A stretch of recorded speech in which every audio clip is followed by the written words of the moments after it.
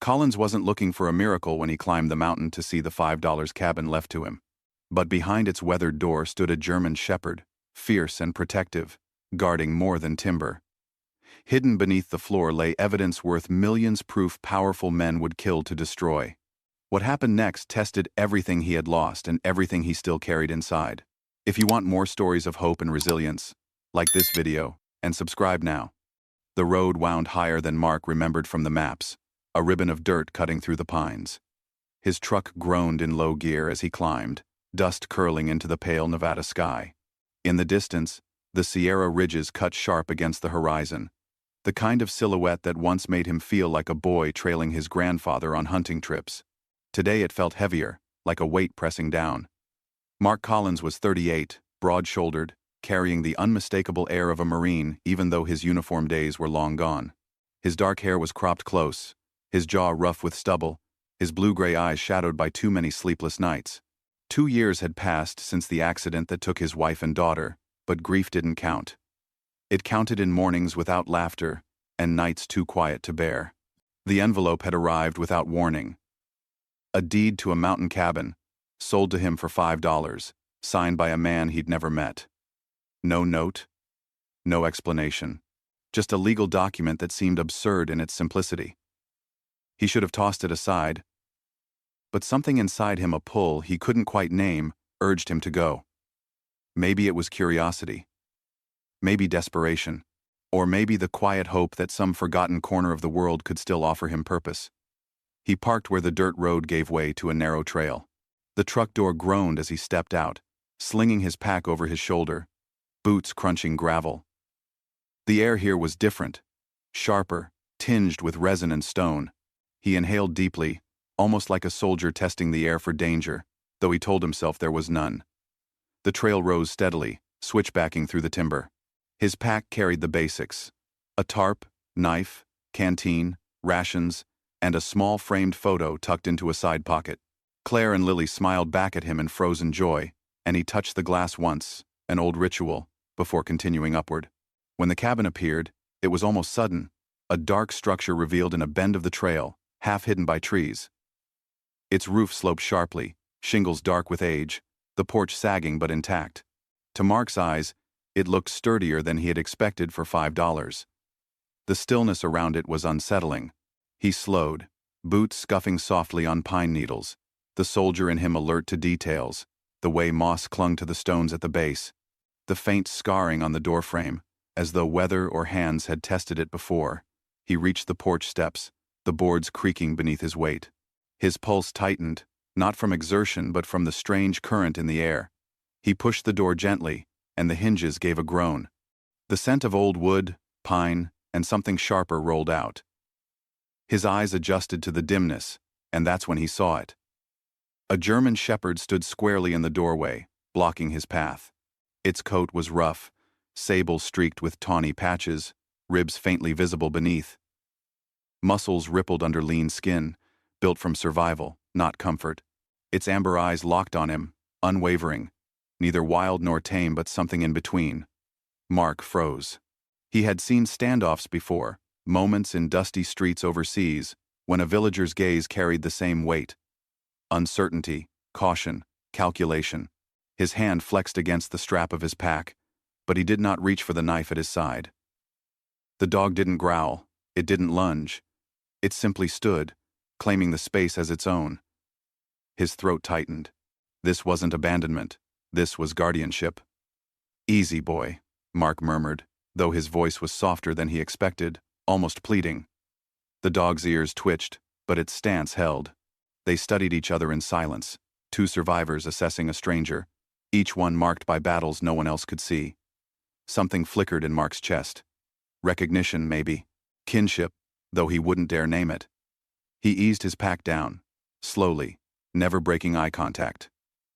The boards groaned as the weight settled, but he stayed still. He felt his pulse thrum in his ears, a soldier again, waiting for the next move. The shepherd's chest rose and fell in steady rhythm.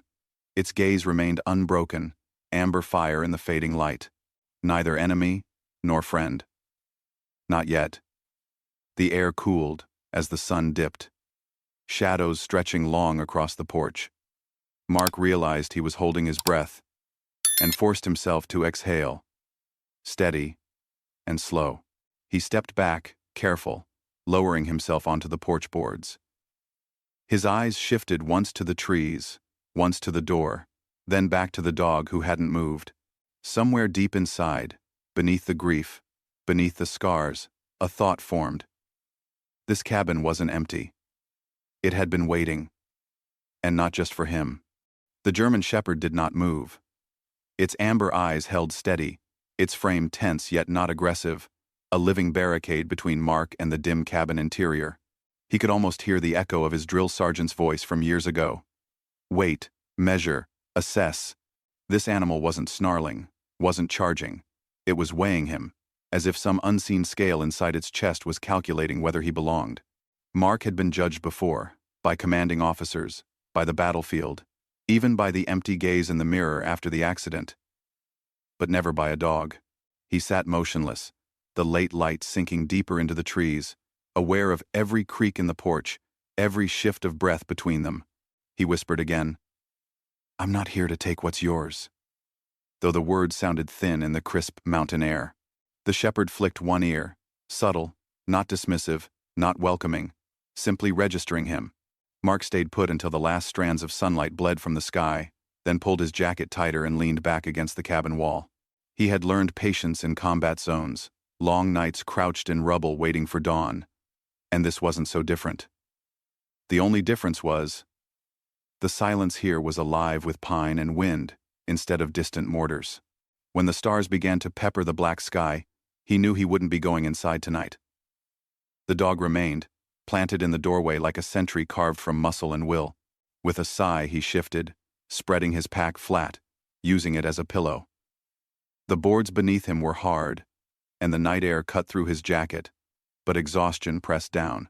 He stretched out, eyes fixed on the silhouette in the doorway. That pair of glowing eyes unblinking, unwavering. He had slept in worse places, he told himself, though the ache in his chest told another truth. Somewhere in the stillness, memory crept in. He saw Lily again, his daughter, small legs tucked under a blanket, wide eyes peering at him after his late shifts. She used to sit by his side on nights Claire worked, waiting for him to doze before she allowed herself to sleep. She would rest her chin on the mattress and whisper, "Daddy, I'll keep watch." That memory cut like glass now. Mark felt the sting at the corner of his eyes and turned his face toward the dark pines, ashamed that even here, with no one to see, he could not hold steady. The German Shepherd shifted then. The sound was soft but sharp in the quiet. Claws against wood. A low exhale. Mark's body went still, trained instinct tightening his muscles. But the dog did not charge. It moved forward, slow, deliberate, until it stood at the edge of the porch boards, a few steps from him. Its head tilted slightly, ears pricked, as if measuring once again. Mark didn't move, didn't breathe too loudly. He had faced armed men across alleyways, but this felt just as fragile. He let his eyes meet the dog's, not forcing, not pleading, only steady, as though telling it without words that he understood what it meant to guard. After a long beat, the shepherd lowered itself onto its haunches. It didn't come closer, didn't turn away. It simply sat, a few paces from him, silent companion and wary jailer at once. Mark swallowed hard, pressing his hand against the photo in his pack, the only proof that love had once anchored him. The air smelled of resin and smoke from distant lightning fires, and he let the night wash over him. Time dragged, broken only by the occasional sigh of wind through branches and the muted sounds of the dog's breathing. He closed his eyes, not quite asleep, not quite awake, balanced on that thin wire where memory waits. And in that space, he could almost hear Lily's small voice again, promising to keep watch. His throat tightened, but he held still, the weight of the past pressing against the fragile present. Hours slid by. Once, near midnight, he opened his eyes to find the shepherd closer, sitting just beyond arm's reach. Its head was turned toward the forest, ears swiveling at some sound only it could hear. But when it glanced back at him, its gaze lingered longer this time. Mark didn't move, didn't reach out. He simply breathed, steady, allowing the distance to shrink not by force but by choice. For the first time since Claire and Lily's accident, he felt the smallest thread of connection tugging at him. Something beyond grief. Something alive. The night deepened, stars scattering like shards across velvet. He shifted once, careful not to startle, pulling his jacket tighter. His eyes blurred from fatigue.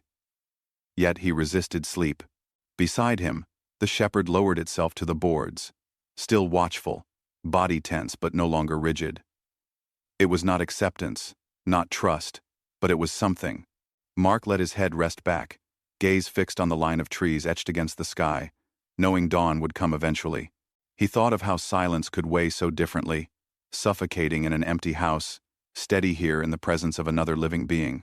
The boards creaked softly as he adjusted, the photo pressing warm against his chest inside the jacket. Somewhere behind those glowing eyes, behind the scars on that lean frame, there was a story too. He wondered what losses this animal carried, what battles it had fought alone. He didn't ask, couldn't. But he knew enough about scars to recognize them when he saw them. He let the thought settle with him as the cold deepened, holding him between sleep and memory, between a past he couldn't change and a present that demanded patience. And there, on the worn porch of a cabin he barely understood, under the unyielding watch of a shepherd who refused to yield, Mark Collins waited. Dawn came slowly, brushing pale light over the ridges until the cabin walls glowed faintly in silver and gold. Mark stirred against the cold porch boards, his joints stiff, his breath fogging in the crisp air. The shepherd still sat near the doorway, ears high, eyes fixed on him with that same unwavering scrutiny, but its body seemed looser, as though the long night had softened some edge of its stance.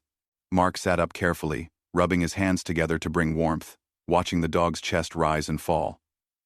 Something in its gaze was different, not trust, not yet, but less hostility. He reached for his canteen, unscrewed the cap, and took a slow sip. The metal clicked softly as he set it down, and when he shifted toward the cabin, the shepherd moved, stepping backward into the shadows of the doorway. It did not block him entirely this time, only stood inside, eyes glinting from the dimness as though daring him to cross. He hesitated, hand brushing the strap of his pack. He had never been one to rush uninvited, but the faint sound that drifted out of the cabin froze him in place. It was small, high-pitched, barely more than a squeak, followed by a faint scrabble against wood. Mark frowned, listening. The shepherd stiffened, ears swiveling toward the sound. It wasn't the growl of a threat. It was softer, fragile. Mark stepped forward, slow, steady, his boots pressing against the boards. The shepherd's body shifted, tense, blocking just enough of the entrance to warn him but not fully closing him out. He lifted a hand, palm open, murmuring quietly, "Easy." The dog's amber eyes flicked to him, then back into the shadows. Another sound came this time more distinct, a whimper, the kind that tugged instinct rather than logic. Against every guarded instinct of his marine training, Mark eased forward another step. His eyes adjusted as he crossed the threshold, and the sight caught him off guard. In the far corner of the cabin, nestled in a crude bed of rags and pine needles, were 3 tiny German shepherd puppies. Their fur was dark, their ears still floppy, their small bodies wriggling against one another for warmth. The faint squeaks he had heard came from them, their eyes barely open, their movements clumsy. Mark froze, chest tightening with realization. The mother hadn't been standing guard over territory. She had been standing guard over her children. He let the truth sink in, heavy, simple, undeniable. He crouched slightly, careful to keep his movements slow, respectful. The shepherd moved instantly, placing herself between him and the pups, body angled low, tail stiff, a warning without sound. Mark stopped where he was, lifting his hands slightly in surrender. His eyes softened as he looked at the tiny forms wriggling in the nest. One of them stumbled forward awkwardly, nose pressed to the air, before tumbling against its sibling. The smallness of them, their fragile persistence, hit him harder than he expected. His throat tightened. He thought of Lily, his daughter. Small arms wrapped around his chest on nights when thunderstorms rattled the windows. She would press her face into him, whispering she was safe if he was there. That memory, buried under months of silence and anger, burst open with painful clarity.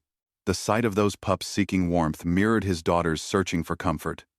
her fragile body tucked into his, her breath steadying only when she felt his heart beating. He clenched his jaw, but it was no use.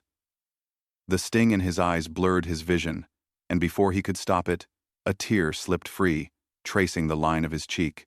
He turned his head, ashamed, but the grief surged too strong. It had been years since he allowed himself to break, years of locking sorrow behind rigid silence.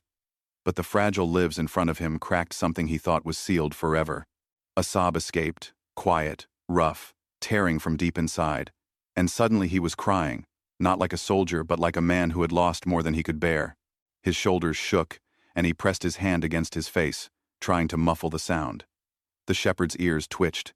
She didn't move forward, didn't lunge, but her growl didn't come either. Instead, she stood steady, watching him, eyes sharp yet curious, as though his tears altered the equation she had been solving since he arrived. Mark dragged in a ragged breath, forcing himself to steady, but the tears kept coming. He dropped to a knee, not closer, just lower, as if to show he wasn't here to dominate.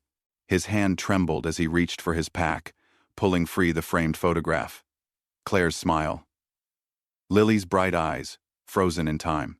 He set the frame gently on the floor beside him, facing the dog, as though offering an explanation. His voice cracked when he whispered, "I lost them." The shepherd tilted her head slightly, her amber gaze shifting from him to the photo, then back. The pups squeaked again, climbing clumsily over one another, their tiny bodies warm and alive against the cold wood. One yawned, a soft sound that tugged at Mark's chest like a hook. He wiped his face with the back of his hand, embarrassed at his collapse yet unable to deny the strange release it brought. For the first time in years, he felt the rawness of grief not as dead weight but as something moving, something breaking open. He looked back at the shepherd. "You're just trying to keep them safe," he murmured, voice low, steadying. His words carried the quiet understanding of a man who had once tried to do the same, who had once failed. The dog's body remained tense, but her tail flicked once, a restrained gesture that was neither threat nor acceptance. The morning light deepened, cutting through the cracked cabin window, dust floating like faint ash in the beam. Mark sat back slowly, giving the shepherd and her pups their space. His heart thudded heavy, his eyes still wet, his breath uneven. He hadn't expected this, hadn't expected any of it. The cabin, the dog, the pups, and yet here it was, fragile life pressing against the silence he had carried for too long, demanding he feel again, demanding he remember. He lowered his head, closing his eyes, letting the sounds of the pup's faint squeaks and the shepherd's steady breathing fill the hollow places inside him. The morning stretched into noon with a brittle quiet that seemed to echo off the cabin walls. Mark had spent hours sitting on the porch, watching the German shepherd drift between shadow and sunlight, her ears twitching at every sound, her amber eyes never leaving him for long. The pups stirred occasionally, soft squeaks drifting from the corner, each sound tugging at his chest like a small reminder of fragility and survival. He told himself he had come here to see the cabin, to understand why a stranger had left it to him for $5, but after what he had seen inside 3 lives depending on their mother, he felt the pull of something deeper. He needed to know what this place was, why it mattered, and why it felt less like an accident and more like a summons. By mid-afternoon he pulled his pack closer, setting aside the framed photograph of Claire and Lily as if their presence might steady his hands. He stepped into the cabin cautiously, the shepherd watching but not barring him this time, her body angled toward the pups in the corner. Dust floated in the streaks of sunlight cutting through the cracked window, making the air shimmer faintly. The structure itself was rough but cared for. The beams held firm, the stones at the base were aligned with intention, and the roof, though weathered, bore signs of repair not long ago. Someone had kept this cabin alive, and not only for shelter. Mark's soldier's eye noted details, small but deliberate. Boards reinforced, nails driven clean, a patch on the back wall smoother than the rest. This wasn't an abandoned relic. It had been prepared. His boots thudded softly against the floorboards as he circled slowly, gaze scanning for anything out of place. The pups squeaked again, drawing the shepherd's attention back toward them, giving Mark a moment to kneel near the wall. He ran his hand along the grain of the wood, fingertips brushing over subtle seams, and then paused. One section beneath the window felt different beneath his palm. Hollow, He pressed gently. The faintest give responded, a softness not present in the rest of the floor. He frowned, crouching lower, his breath slowing as instinct sharpened. He had spent years learning to see what others missed: hidden doors, false walls, the signs of caches buried in rubble overseas. This felt the same. He slipped his knife free, the handle worn smooth against his palm, and worked the blade carefully along the seam. Wood creaked softly, reluctant to reveal what it held, until a small section shifted with a groan. Mark eased the board upward, dust rising like a sigh. Beneath lay a narrow cavity, a hidden space tucked between foundation and floor. His eyes adjusted to the dimness, and found the shape of a cedar box wedged tightly within. The wood was aged, its brass hinges dulled, but intact. He reached in, fingers brushing dirt and resin, and pulled the box free, setting it carefully on the floor. For a moment he simply sat there, staring at it, his pulse heavier than before. This was not a stash of rations or tools. It had the weight of something meant to last, something meant to be found by the right hands. His hands trembled slightly as he unlatched it.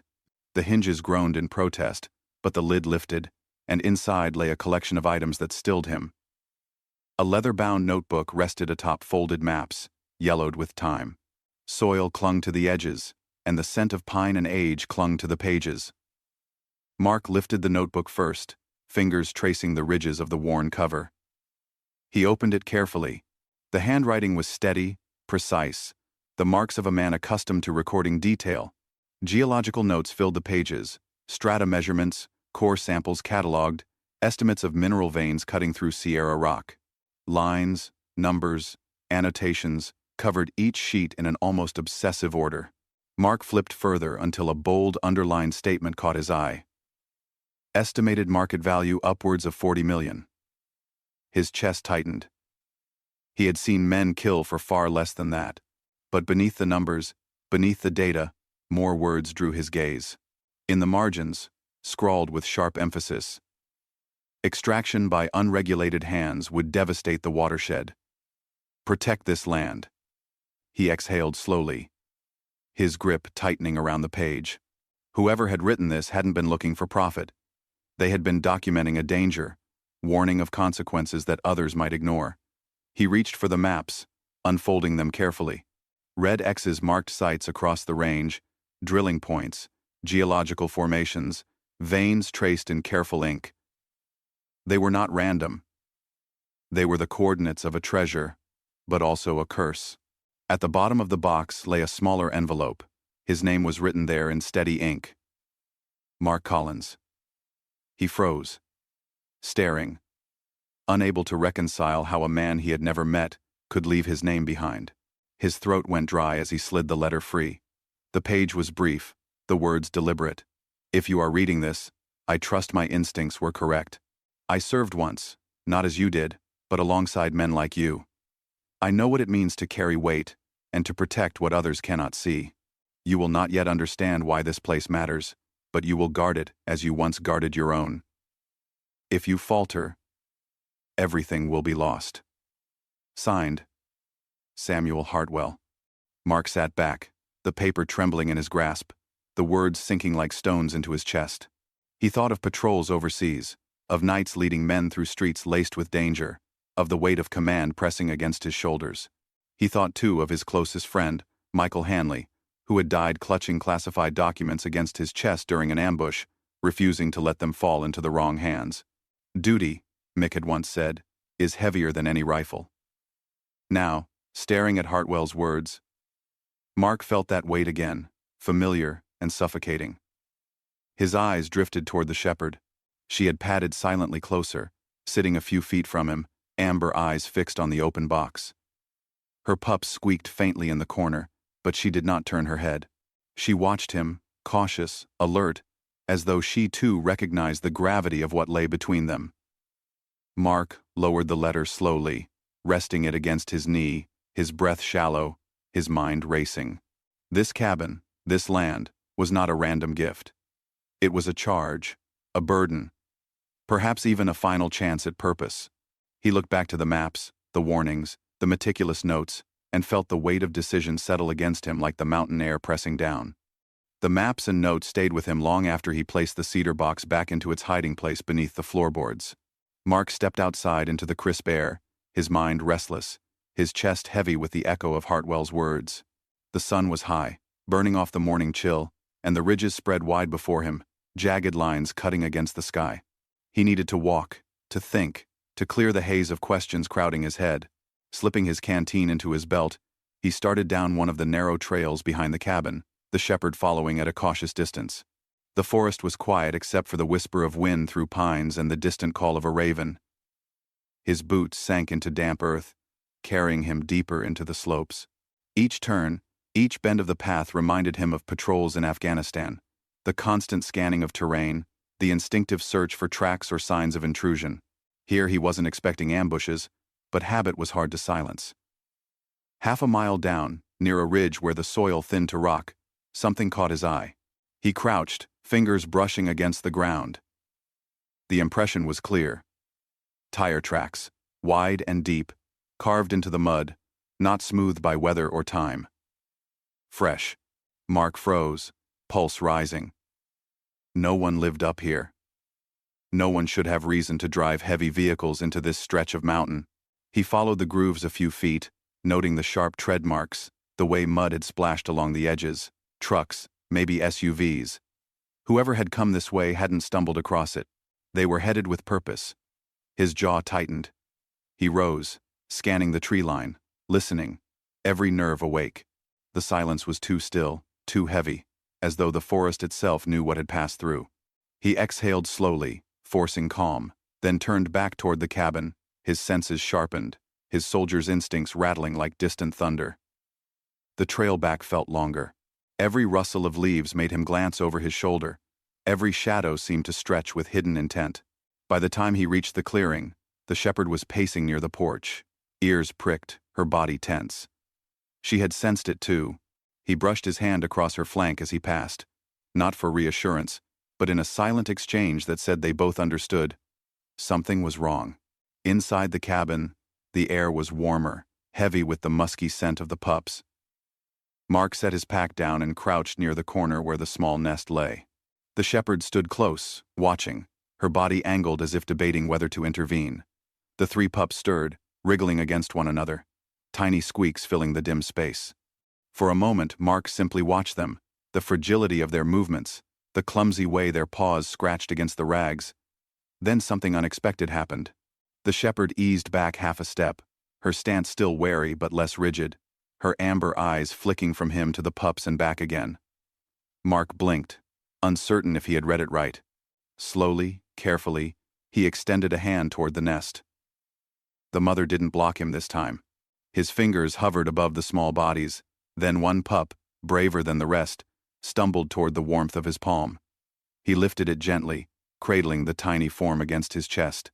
The puppy's body was fragile, heartbeat rapid against his skin, fur soft as down. It let out a faint whimper, then pressed its head against his hand, nose nuzzling as if searching for comfort. The simple trust of that gesture hit him harder than he could bear. His throat closed, his breath catching. It had been years since anyone, anything had leaned on him in that way. Years since Lily had buried her face into his chest, arms wrapped tight, believing without question that her father could protect her from the world. The memory surged so vividly it nearly broke him. He stared at the pup, eyes burning, the fragile weight in his hands reminding him of everything he had lost, and everything he still might protect. He whispered, voice rough, "It's okay. I've got you." The shepherd stood close, tail low but no longer bristling, as if she too recognized the shift. Mark let the pup nuzzle deeper into his hand, his other hand brushing over its small back. For the first time since Claire and Lily's accident, he felt something stir inside that wasn't only grief. It was small, tentative, but it was there. The sense of being needed, of mattering to another life. He looked down at the pup and felt his chest tighten with something close to hope. He lowered himself onto the floor, sitting cross-legged, letting the pup crawl onto his lap. The others squeaked and wriggled, pressing against their mother's side, but this one stayed nestled against him, breathing steady, trusting without question. Mark closed his eyes for a moment, letting the warmth seep through him, allowing the memory of Lily's small hand against his chest to wash over him without crushing him completely. He had forgotten what it felt like to be an anchor, to be a refuge. Now, holding this tiny creature, the feeling returned. Fragile, but undeniable. The shepherd stepped closer, her shadow stretching across him. She leaned down, sniffed his hand, her nose brushing the pup's fur, then lifted her gaze to him. The look in her eyes was not soft, not human, but it was something close to recognition. For a fleeting second, Mark felt like they were no longer opponents guarding different territories, but two guardians sharing the same burden. He exhaled slowly, his voice low, steady. "We'll keep them safe." The pup stirred, tiny paws pressing against his chest. Mark let out a breath he hadn't realized he'd been holding, his eyes drawn to the cabin walls, the hidden maps beneath. The letter that now bound him. Outside, the wind shifted, carrying with it the faint smell of exhaust lingering too long among the pines. The scent of exhaust had not been a trick of his imagination. It lingered in the air long after the wind shifted, clinging to the needles of pine and the damp soil beneath. Mark sat on the floor of the cabin, the puppy still nestled against his chest, his hand absently stroking its soft back while his mind moved, with the sharpness of an old Marine reading a battlefield. Someone had driven up into this wilderness, and fresh tire marks on the trail meant they weren't hunters or hikers. They had purpose, and the cedar box hidden under the floor told him exactly what kind of purpose men like that might have. He set the pup gently back with its siblings, earning a cautious glance from the shepherd, then rose to his feet and checked the sidearm strapped inside his pack. His fingers brushed the grip, steadying not only the weapon but his own pulse. The instincts never fully left, even after years of trying to bury them under grief. Once a sentinel, always a sentinel. By late afternoon, he slipped into the trees, moving low and careful, every step calculated to blend with the silence of the mountain. He followed the faint traces of tire grooves until the forest opened into a clearing half a mile from the cabin. Black SUVs sat idle near the tree line, their dark frames catching glints of fading sunlight. Mark dropped into a crouch, sliding behind a fallen log, his breath shallow. He scanned the clearing with the same discipline he had once used in desert cities, where ambushes waited around every corner. The vehicles were expensive, too polished for rugged use, and the men stepping from them moved with practiced efficiency. 6 in total, their boots crunching against gravel, their movements too deliberate to be lost wanderers. Mark narrowed his eyes, watching as one man, clearly the leader, gestured toward the ridge with sharp precision. Blonde hair cut close, tailored field jacket, his posture radiated command. The others followed without hesitation. Mark adjusted his position, crawling closer through the underbrush until voices carried clear enough to catch. Their words were clipped, their tone professional, laced with the quiet arrogance of men who believed they owned the ground they stood on. Hartwell didn't keep his mouth shut. The leader muttered, "The cabin has it? We'll tear it down board by board if we have to." Another voice responded. Lower, but equally certain. "Quicker this way. The rigs can be moved in by next week. If we clear it out, anyone snooping gets cleaned up." Mark's jaw clenched, his pulse beating harder as he pressed his cheek against the damp earth to stay hidden. Hartwell. The name written on the letter. The man who had left him the cabin and the responsibility. The men weren't just trespassing, they were hunting. Hunting for the very box Mark had unearthed hours earlier. His mind raced, weighing options, scanning each man for weapons, for weaknesses, for the rhythm of their movements. They carried rifles slung over their shoulders, their gear too clean, too uniform, the kind used by private contractors rather than drifters. They weren't amateurs. They had training, and they had orders. Mark shifted slightly, keeping his breathing even, his ears tuned to every syllable. Then he heard it, the name that pulled everything into clarity. "Victor wants this done clean," the leader said, voice sharp. "He's got enough lawyers breathing down his neck already. No more loose ends. The maps, the files, anything Hartwell left behind, we erase it all." Mark's stomach dropped, recognition slamming through him. Victor Hale. He had seen the name in headlines for years. A man whose empire stretched across industries. Always polished, always smiling for cameras, while communities fought lawsuits against his companies.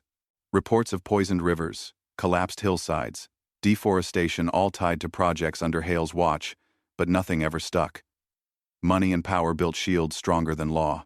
Mark could still remember reading an article years ago about a Nevada mining town whose water turned black with waste. Families sick, children hospitalized, yet Hale walked free, grinning at investors.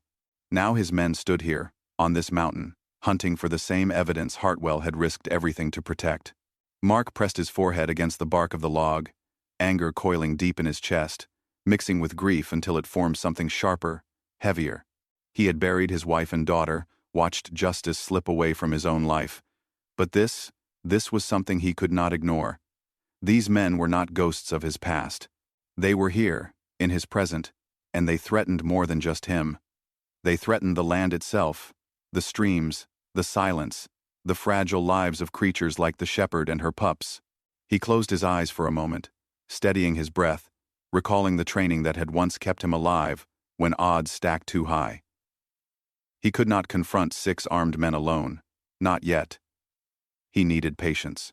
He needed to vanish into the landscape as he had done countless times before, watching, listening, waiting for the cracks to show. The men fanned out, their boots crunching against underbrush, scanning the ground. One knelt near the trail, brushing fingers over the soil. "Someone's been close," he muttered. The leader narrowed his gaze toward the direction of the cabin. "Then they know too much. Sweep it. We burn what's left."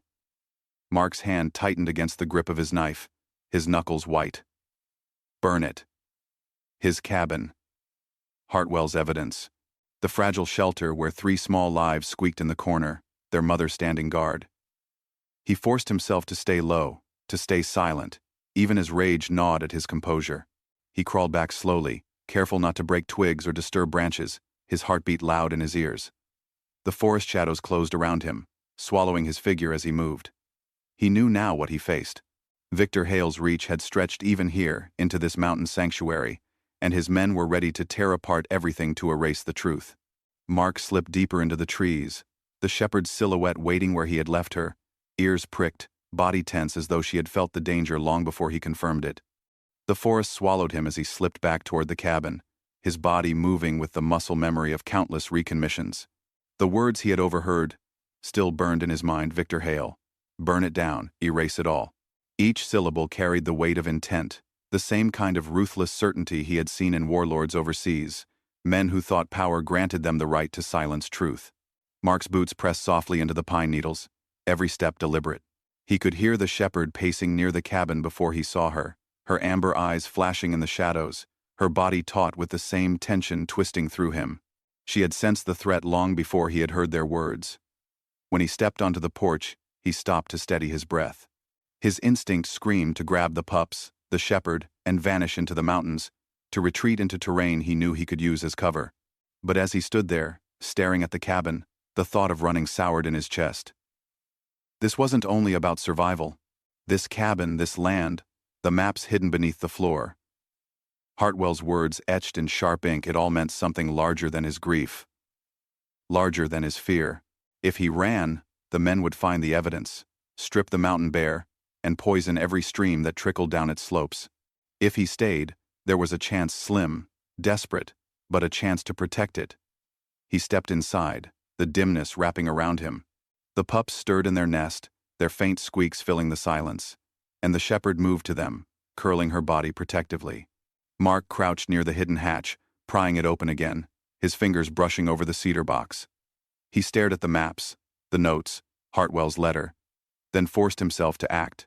He carried the box outside, scanning the tree line, his senses sharp, beneath a cluster of rocks near the cabin's north wall, where moss clung thick and damp. He dug with his hands until soil crumbled beneath his nails. He lowered the box into the hollow, covering it with earth and stone, pressing it down until no trace remained. He brushed the dirt from his palms, his chest tight with the knowledge that if those men reached the cabin, they would find nothing. Not unless they tore apart the land itself. As dusk settled, Mark gathered what little gear he had, checking his knife, his sidearm, the few rations left in his pack. He wasn't preparing to run. He was preparing to hold. He settled onto the porch, his back against the cabin wall, watching as the last of the light bled from the sky. Shadows stretched long across the clearing, the trees black silhouettes against fading amber. His body ached with fatigue, but his mind was sharp, his resolve anchored. For years, since the crash that took Claire and Lily, he had drifted like a man unmoored, searching for purpose in silence. Now the weight pressing against him felt like purpose again, heavy but steady. Night deepened, stars scattering across the dark like shards of broken glass. The air cooled, each breath visible in faint white plumes. Mark remained still, listening to the forest. The faint creak of branches, the distant rush of wind through the ridge. Inside the cabin, the pups whimpered softly, soothed by their mother's steady breathing. Hours passed before it happened. The shepherd, who had kept her distance since the first night, moved from the doorway toward him. Her paws pressed softly against the boards, her body lean and scarred in the starlight. She stopped a few feet away, watching him with those unyielding amber eyes.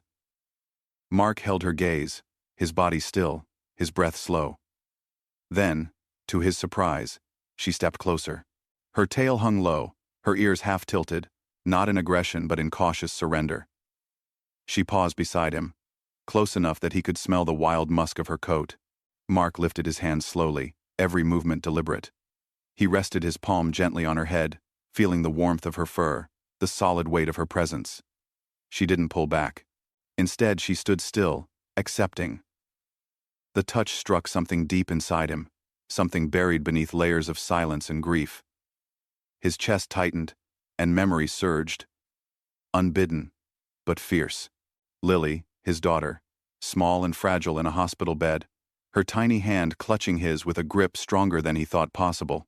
He remembered the way her eyes, blue like his own, had looked up at him full of trust, full of unspoken faith, that he would protect her, even when he couldn't. That memory seared through him, twisting pain into something sharper, almost unbearable. The shepherd's head under his hand, steady and real, anchored him in the present while grief dragged him back into the past. He closed his eyes, his throat tight, his voice rough when he whispered, "I won't let it happen again." The shepherd exhaled softly, almost like a sigh, and settled onto the porch beside him, her body close enough that their shoulders brushed. For the first time since Claire and Lily's deaths, Mark didn't feel entirely alone. He sat there with her, under the cold sprawl of stars, one hand resting lightly on her fur, the weight of her presence steady against his side. The pups whimpered faintly inside, the night stretched endless before him, and the knowledge of what approached pressed heavy against his chest. But in that moment, for the first time in years, he felt the flicker of trust both given and received. The night had deepened into a heavy silence, the kind that pressed against skin and made every sound sharper. Mark sat on the porch, the shepherd resting at his side, her body warm against the chill, when the first faint crunch of boots carried through the trees. His head snapped up, breath held, eyes narrowing toward the dark line of pines. More sounds followed the deliberate weight of men who moved with confidence, not the stagger of hikers or hunters. His muscles tensed, instincts igniting. He rose slowly, his hand brushing the grip of his sidearm, and felt the shepherd stiffen, her body alert, ears pinned forward. The sound grew louder, branches snapping, low voices muttering commands. Then a harsh beam of light sliced through the clearing, the glow of a flashlight sweeping across the cabin walls. Shadows stretched long and broken, crawling over the wood like dark fingers. Mark crouched low against the porch, his pulse thudding in his ears. 6 men emerged from the tree line, the same he had spied earlier. Rifles slung casually, crowbars gleaming in their hands. The blonde-haired leader gestured sharply toward the cabin. "Tear it open." His voice was cold, stripped of hesitation. 2 men strode forward, planting crowbars against the oak door. The first strike rattled the wood, sending vibrations through the frame, dust sifting from the rafters. Another blow followed, the crack of splitting timber echoing like a gunshot. The shepherd's growl deepened, her body rigid as she placed herself between the doorway and the intruders. Mark's eyes darted toward the floor inside, where the hidden hatch lay sealed beneath layers of boards. He prayed the men would not think to search there, but their intent was clear. They would rip apart every inch until nothing remained. The doorframe groaned, splinters flying with each strike. Mark gritted his teeth, crouching beside the shepherd, whispering under his breath, "Not yet. Hold." The pups whimpered in the corner. their cries stabbing his chest like knives. Another blow, louder, harsher, and the door shuddered on its hinges. One of the men cursed. "Stubborn little shack, rip the floor once we're in." Mark's heart clenched. They were seconds from finding the hatch, seconds from uncovering the evidence Hartwell had left in his care. He forced his breath calm, the way he once had in firefights overseas when panic could mean death. "We move now," he whispered, eyes flicking toward the window at the back of the cabin. He pushed the shepherd gently, urging her toward the pups. She hesitated, her growl vibrating low, but when another strike split the doorframe wide, she darted to her nest, nudging each pup with quick, desperate movements. Mark swung his pack around, pulling the spare shirt he had torn earlier into a sling. He scooped 2 of the pups into it, tying the fabric against his chest. Their bodies pressed warm and trembling against him, their squeaks muffled by cloth. The 3rd pup tumbled clumsily, and before he could grab it, the door burst inward with a final crash. The men surged forward, rifles ready, boots stomping against the floorboards. The shepherd leapt, a streak of muscle and fury, slamming into the first intruder, with a snarl that tore through the cabin. The man cursed, stumbling backward, while another swung his crowbar wildly. Mark dropped low, his body moving with soldier's precision, rolling toward the rear window. He smashed it with his elbow, glass scattering in shards, cold air rushing in. He hoisted himself through, the pups squeaking against his chest, the shepherd growling as she fought to clear space. A shout rang out behind him.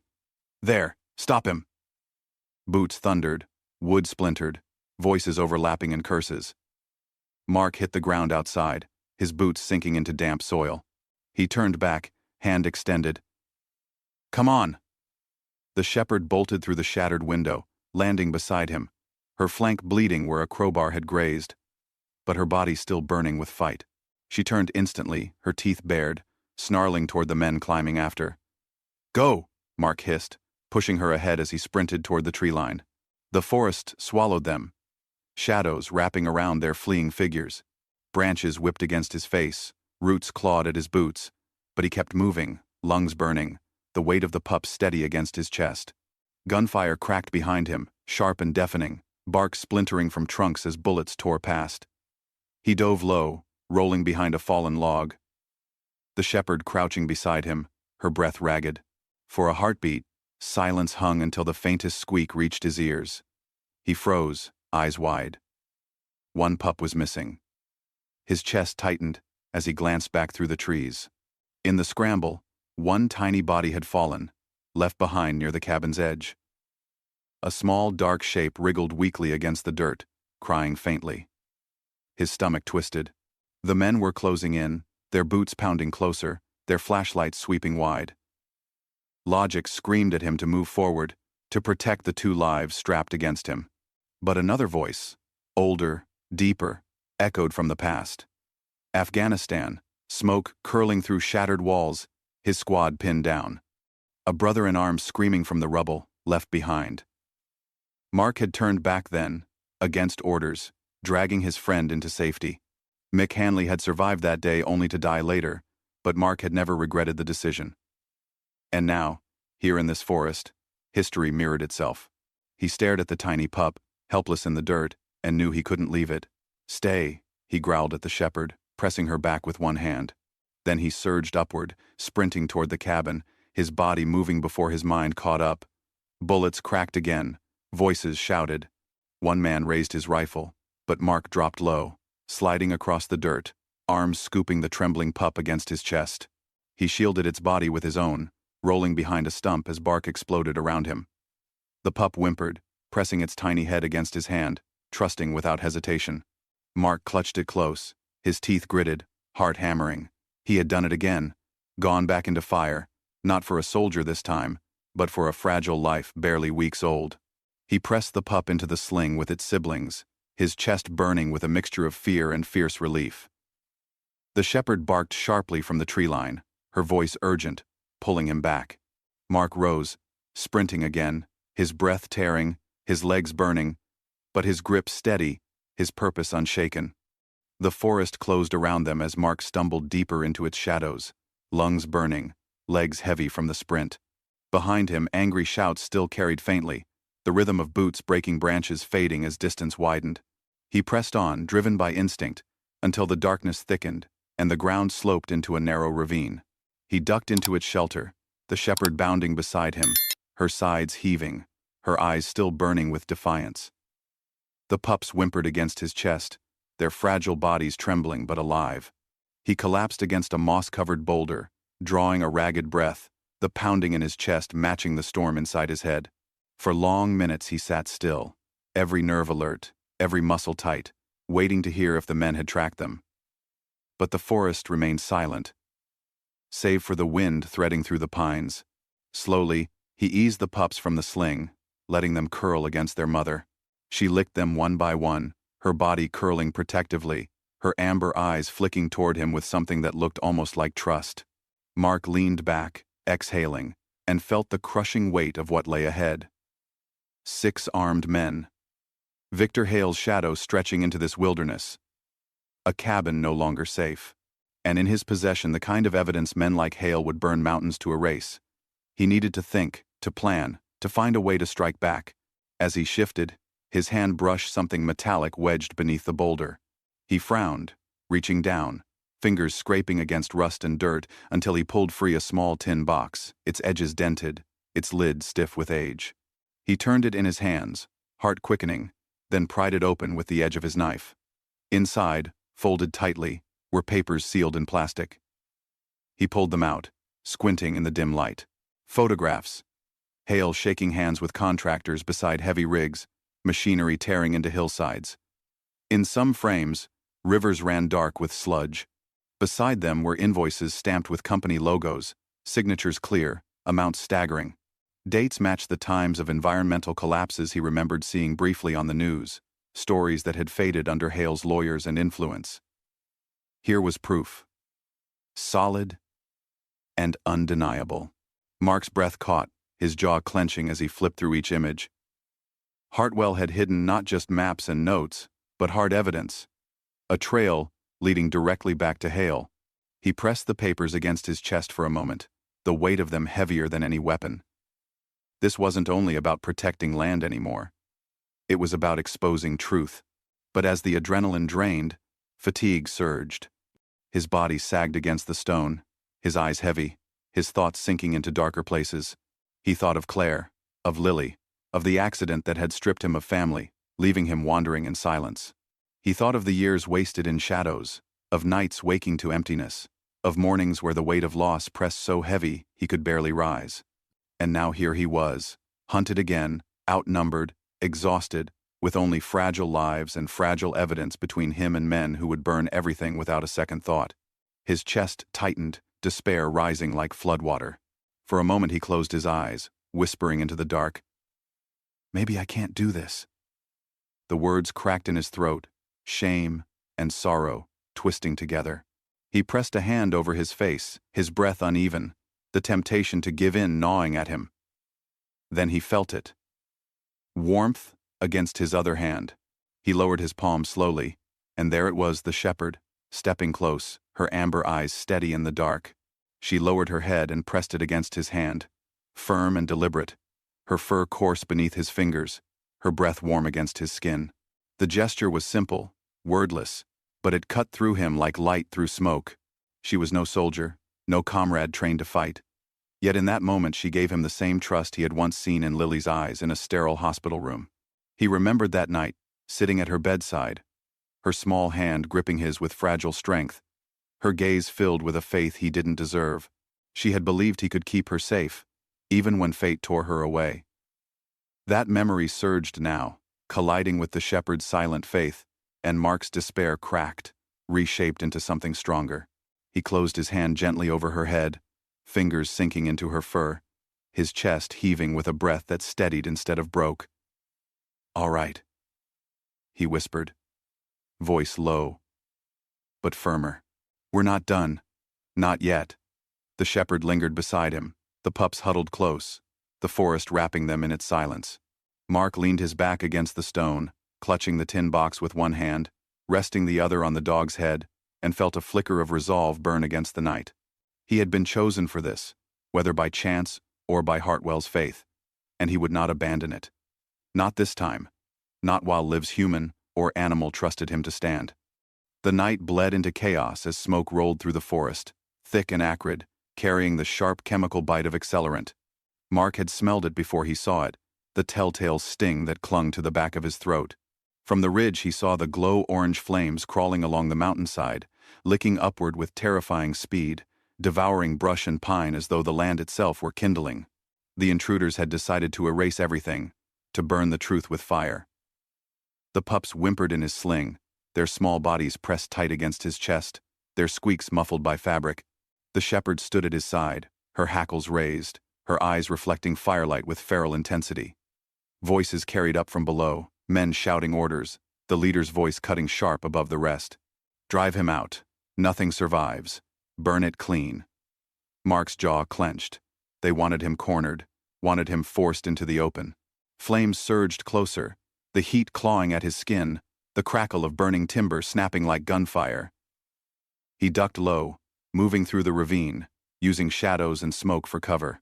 Every step was a gamble, every breath sharp with ash, but he carried on, clutching the pups close. The shepherd darted ahead, leading, her lean body weaving between rocks and flame, her ears tuned to danger. Then the first gunshot split the night. Bark exploded inches from his shoulder, sparks scattering as a bullet struck stone. He dropped low, rolling behind a boulder, the pups squeaking in fear. Another shot rang, and the shepherd snarled, launching forward, her teeth snapping as she barreled into a man who had broken through the smoke. His rifle clattered against rock as she dragged him down, her growl vibrating with fury. Mark surged up, driving his boot into the man's side, knocking him unconscious before dragging the shepherd back. "We keep moving," he growled, coughing against the smoke. The fire pressed closer, heat baking against his back, but retreat was no longer an option. They had to push forward, toward higher ground, toward survival. Another burst of gunfire cracked from the ridge. Mark twisted, holding the pups tight, his body shielding them as best he could. Then it happened, one shot, sharp and cruel, tearing through smoke toward him. He braced for impact, but the shepherd lunged, her body colliding with his side, intercepting the path. The bullet grazed her flank, tearing fur and flesh but sparing him. She stumbled, blood streaking against her coat, yet she didn't falter. She stood tall, snarling, her body between him and the guns. The sight tore through Mark. Grief, rage, and gratitude collided until his chest felt like it might break. "Not today," he whispered fiercely, pulling her close for a fleeting second before pushing her onward. "We finish this." Fire roared higher, trees collapsing in waves of sparks, the mountain groaning under its own destruction. Then above the chaos came another sound, a heavy, whirring, rhythmic, mechanical. Mark looked up through the haze and saw it, the faint outline of rotors cutting through smoke, a helicopter sweeping the ridge, its spotlight slicing the dark. His radio, strapped to his shoulder, crackled with static before a sharp voice cut through. "This is Special Agent Diana Reeves, FBI. Mr. Collins, hold your position. We have eyes on you." Relief nearly buckled him, but he steadied, his voice hoarse as he shouted into the receiver. "Evidence secured. Suspects armed. Fire spreads fast." Reeves's voice came back, iron wrapped in calm. "Copy that. Stay alive.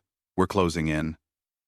Gunfire rattled again as the intruders panicked at the sound of rotors, their discipline fraying. Some fired blindly into the smoke, others shouted in fear. The leader barked orders, his voice raw with desperation, but even he glanced upward as the helicopter's light cut across their formation. Mark used the distraction, pushing forward through flame and smoke, the pups warm against his chest, the shepherd limping beside him but unyielding. He burst onto a ledge, just as the helicopter's spotlight pinned him, the roar of its blades drowning the fire's crackle.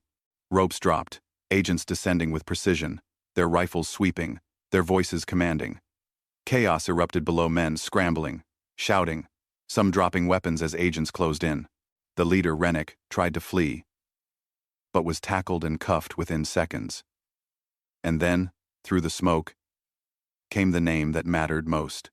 "Victor Hale is in custody," an agent shouted into a radio. Mark sagged against the rock, the words striking like a bell through the haze. For once, justice had caught up.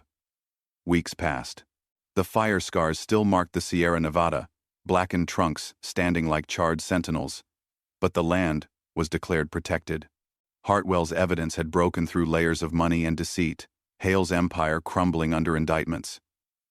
The cabin, battered but standing, was folded into a federal preserve. Mark remained, no longer a drifter but a caretaker, his name put forward quietly by Reeves herself. He already bled for it, she had said. Let him guard it still. Mark walked the ridges each morning, boots crunching against soil, binoculars slung at his chest. The shepherd lingered near, scarred but alive, her pups growing fast among the pines. They were wild, unbound, yet familiar enough to circle back when he appeared. One bright spring morning, sunlight warming the slopes, Mark hiked the familiar trail near the cabin. His breath came easy, his chest lighter than it had been in years. Then he heard it, the patter of paws, quick and eager. He turned. And there they were. The pups, no longer fragile but lean and strong, bounding through the underbrush, their barks sharp with youth. They crashed against his legs, circling him, tails wagging with wild energy.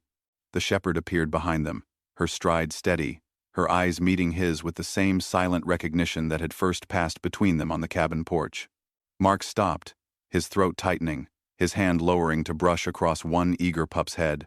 And for the first time since Claire and Lily's accident, a smile spread across his face, not forced, not fleeting, but real. He wasn't alone anymore. The mountain had given him a family, not the one he had lost, but one he had found in fire and trust. He stood there on the trail, surrounded by the hum of cicadas and the whisper of wind through pine, the pups bounding at his side, the shepherd watching with quiet pride. For the first time in years, Mark felt whole. Before we close, I want to hear from you. Which moment in Mark's journey struck you the most, the hidden box of evidence, the fire on the mountain, or the quiet bond between a soldier and a shepherd who refused to give up? Share your thoughts in the comments. If this story moved you, don't forget to like, subscribe, and stay with us for more stories of courage, redemption, and the unexpected families we find along the way.